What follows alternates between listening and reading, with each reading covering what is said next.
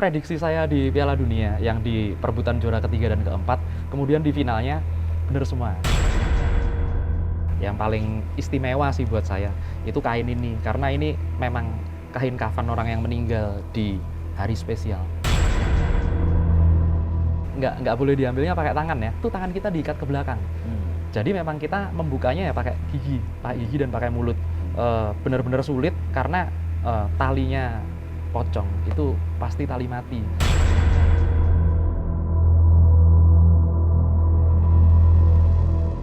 Ikutin aja tarikan energinya. Saya mau coba ramal apakah di tahun baru hujan apa enggak, apakah cuacanya hujan atau tidak. Ini pasti hujan, tapi enggak di... Bagaimana cara menjawab bahwa ramalan itu bisa jadi hanya kebetulan saja? Kemungkinan itu akan terjadi gitu, Ki. Aki menjawabnya gimana, Ki?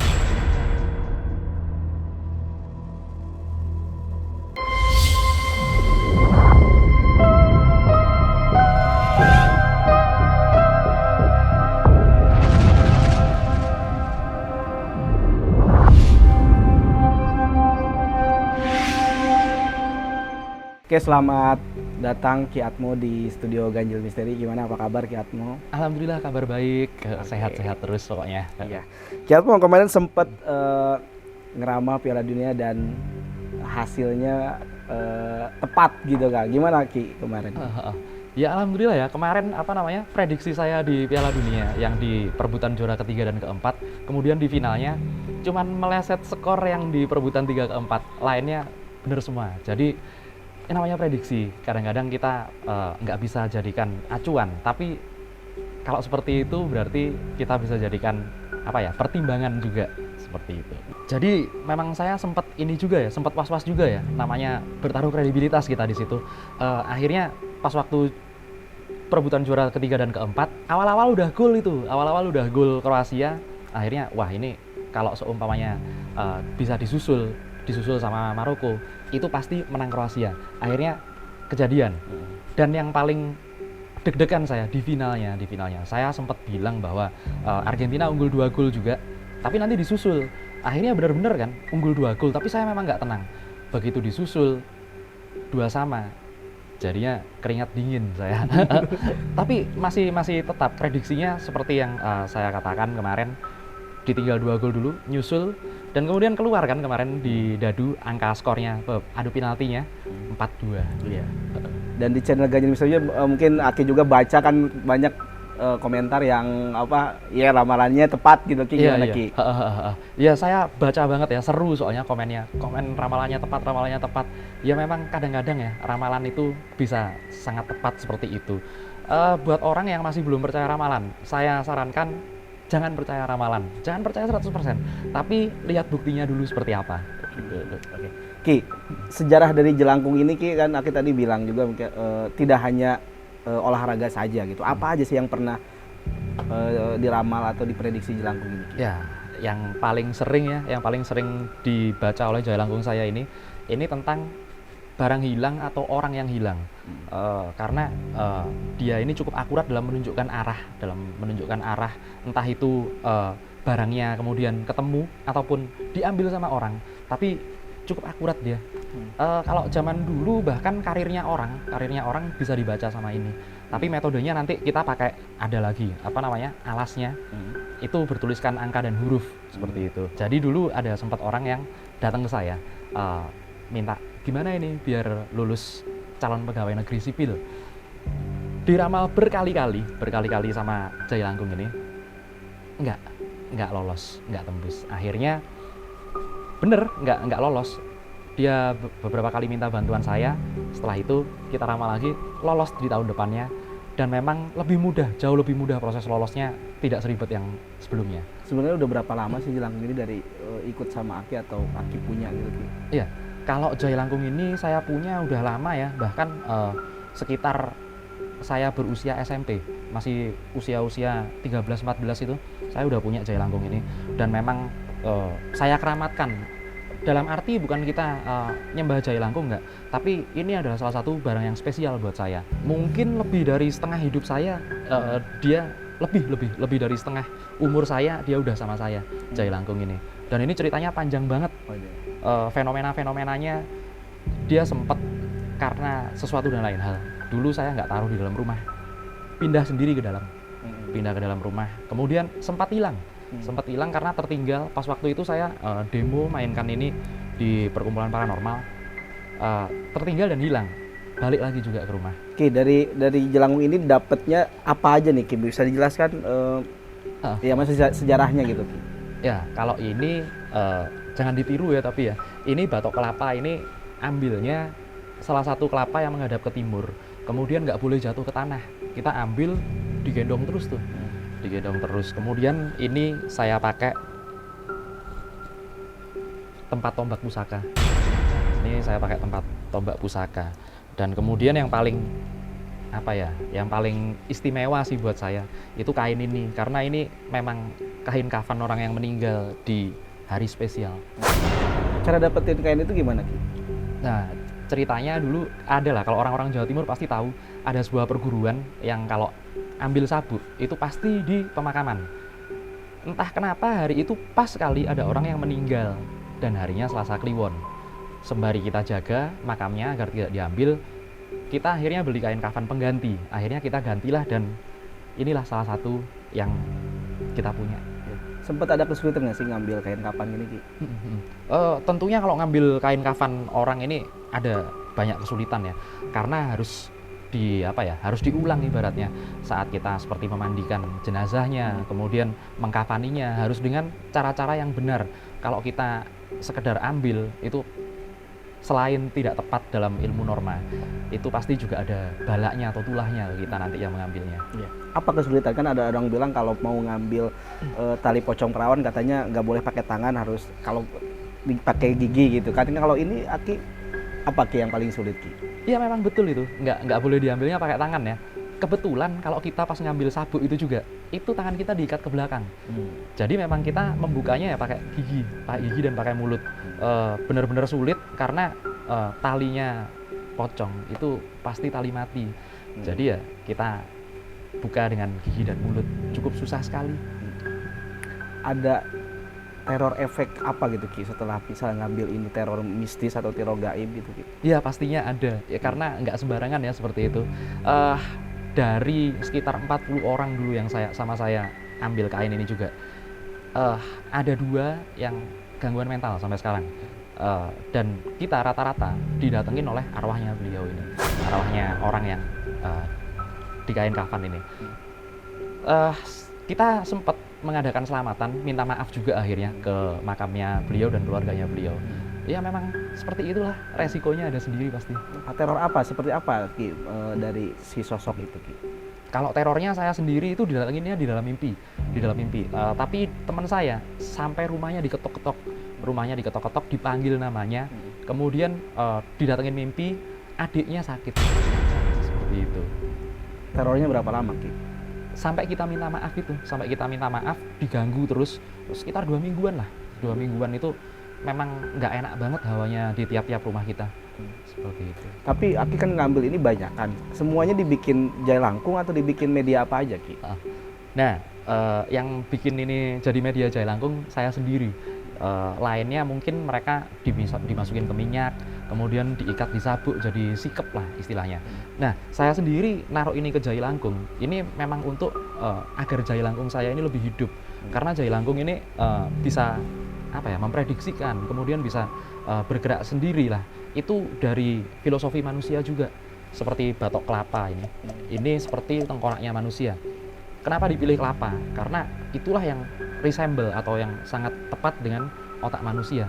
Ada putihnya itu otaknya manusia, kemudian cairan otaknya, kemudian kalau udah timbul beluluknya atau tunasnya itu seperti pineal gland atau kelenjar pineal manusia.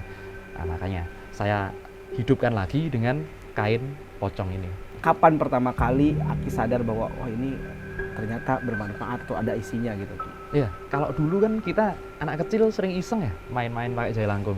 Ternyata sampai rahasia-rahasia keluarga ibaratnya itu sering terbuka di permainan Jailangkung. Soalnya ayahnya teman saya ngelakuin apa itu biasanya ketahuan di Jailangkung.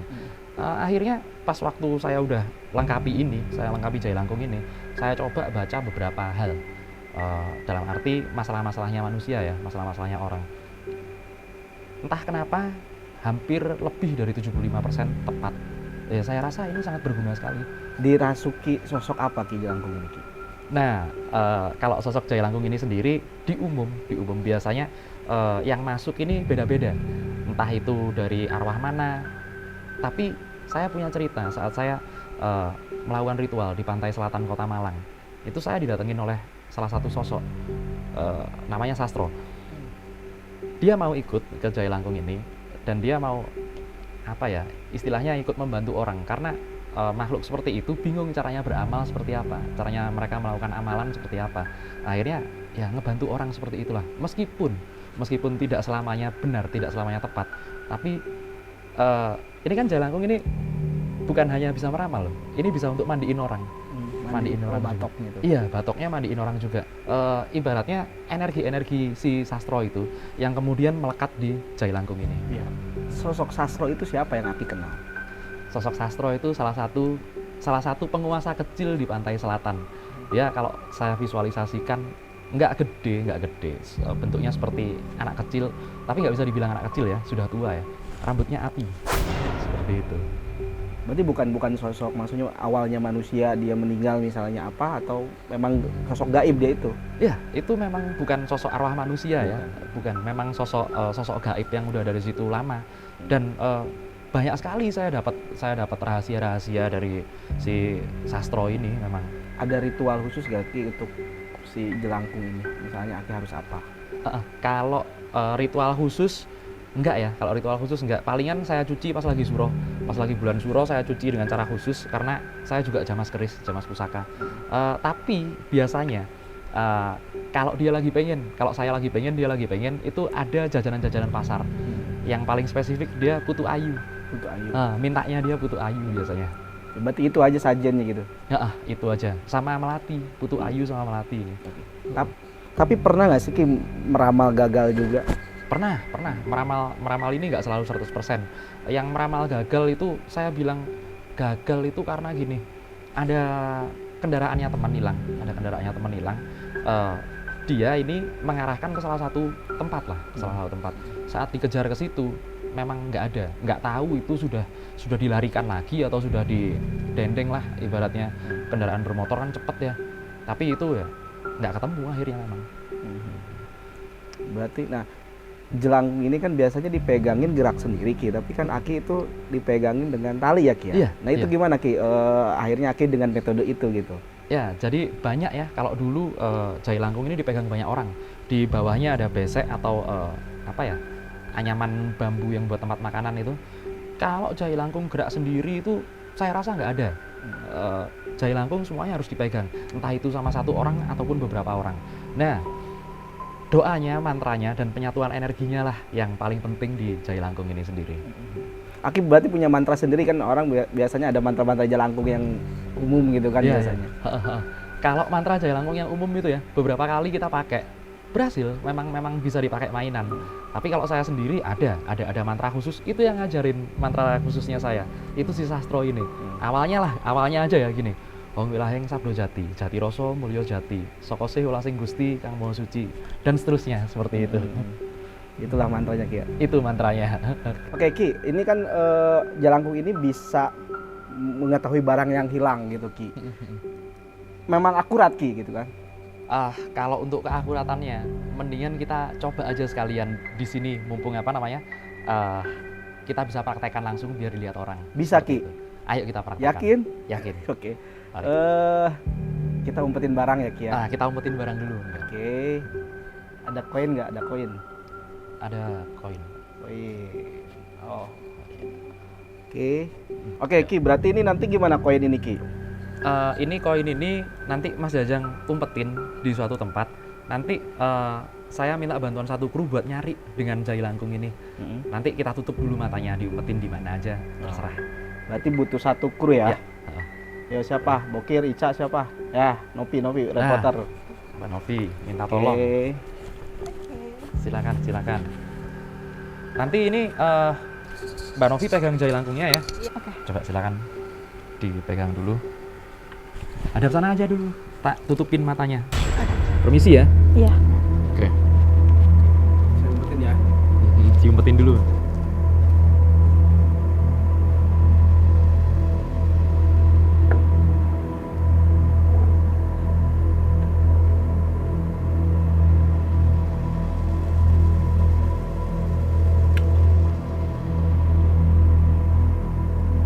Oke, udah Mas Jajang. Oke.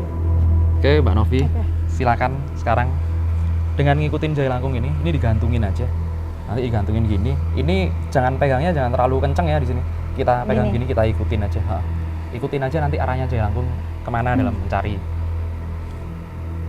koin yang disembunyikan oleh Mas Jajang. Silakan. Oke, pemirsa Ginjal Misteri, saat ini saya sedang mengikuti arah Jalangkung untuk mencari koin yang tadi disembunyikan. Tarik aja, ikutin aja tarikan energinya. Ya, Ikutin aja. ini seperti benar-benar ditarik ya, Ki? Biasanya dia akan bergerak condong ke arah beratnya jari langkung. Sama diikutin terus aja Mbak Novi. Oke. Ini seperti ditarik tahu.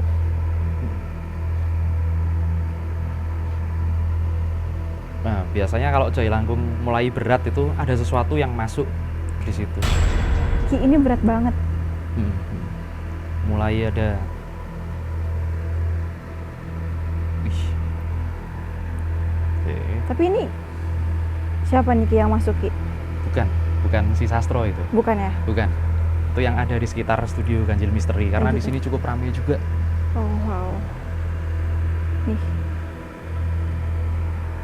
Masih jalan. masih, Mas.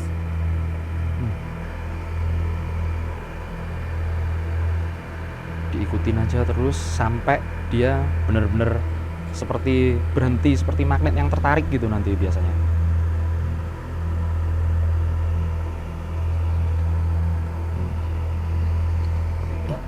Iya.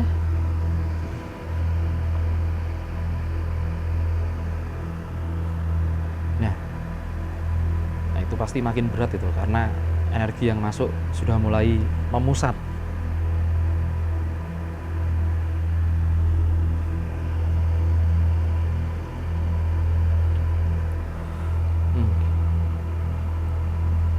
Ketarik ya Mbak Novi? Iya. Udah Ki, kayaknya berat banget ya Jalangkungnya. Kayaknya Tarik di udah. daerah situ. Iya, Coba tadi Mas Jajang diumpetin di mana? situ. udah. Dia nggak gerak lagi. Udah nggak?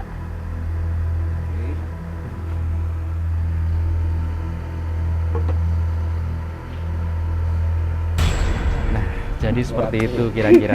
Seperti itu kira-kira Oke. proses mencari barang yang hilang. Terima kasih ya Mbak Novi. Ini Ki, berat Ki. Berat ini Iya. pasti.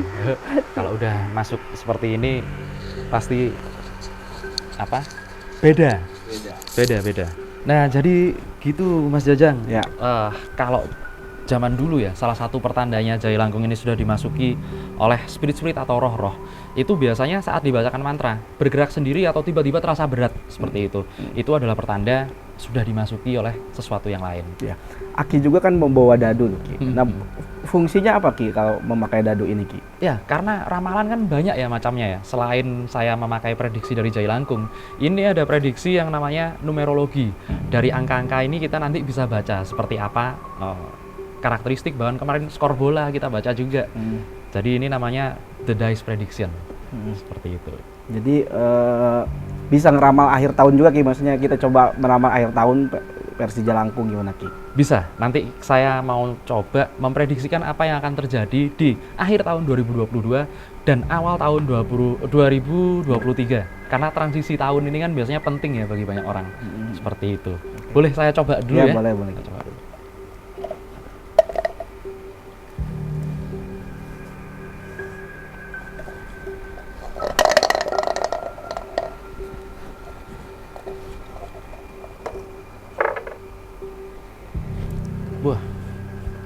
angka yang keluar 6. Berarti kalau menurut ilmu numerologi, transisi tahun ini akan berjalan dengan mulus. Tapi ada juga yang harus diperhatikan, beberapa hal yang harus diperhatikan. Bukan di bencana alam, tapi di bencana kemasyarakatan. Karena angka 6 ini, dari angka 1 sampai 5, ini ada semua di manusia. Angka 6 ini angka di luar kekuasaan manusia. Bisa disebut indera ke-6 dan lain sebagainya. Dan akhirnya angka 6 ini akan ada sesuatu yang di luar kuasa manusia yang akan mempengaruhi tatanan sosial masyarakat. Kalau bencana alam sepertinya tidak ada di akhir tahun ini dan di transisi tahun ini. Ya, berarti akan ada apa Ki kalau ini yang perlu diwaspadai ya, perlu diwaspadai sebenarnya adalah di transportasi publik, khususnya di dunia aviasi atau penerbangan. Wajar sih kalau seumpamanya memang muncul angka seperti ini karena cuaca memang sedang buruk-buruknya. Jadi moga-moga nggak terjadi lah ya, tapi seperti itu. Ki berarti kejadiannya karena cuaca atau karena human error atau misalnya mesin dan lain-lain atau gimana? Ya, itu satu kesinambungan. Bisa saja terjadi cuaca yang buruk kemudian mengakibatkan human error atau mengakibatkan error yang ada di mesin ataupun instalasi elektroniknya. Tapi moga-moga nggak terjadi lah, karena kalau seumpamanya terjadi hal seperti itu, peluang selamatnya kecil banget. Seperti itu. Di akhir tahun atau di awal tahun sebetulnya Ki tepatnya? Ya, lebih tepatnya di transisi antara akhir tahun ini sampai awal tahun ini. Seperti itu. Bisa juga diartikan bahwa ini adanya transportasi yang ada di laut. Transportasi yang ada di laut ini juga mengalami ombak yang gede, cuaca yang buruk dan segala macam. Bahkan kemarin sempat sudah ada di negara tetangga kita, bahkan itu kapal militer yang sempat karam. Saya mau coba ramal apakah di tahun baru hujan apa enggak? Iya. Ya, oke. Khususnya di daerah Jakarta ya. Khususnya di daerah Jakarta. Karena kabarnya dari Provinsi DKI nanti akan dipusatkan di daerah Taman Mini Jakarta Timur. Ya. Kita coba cek dengan dua metode ini, apakah cuacanya hujan atau tidak.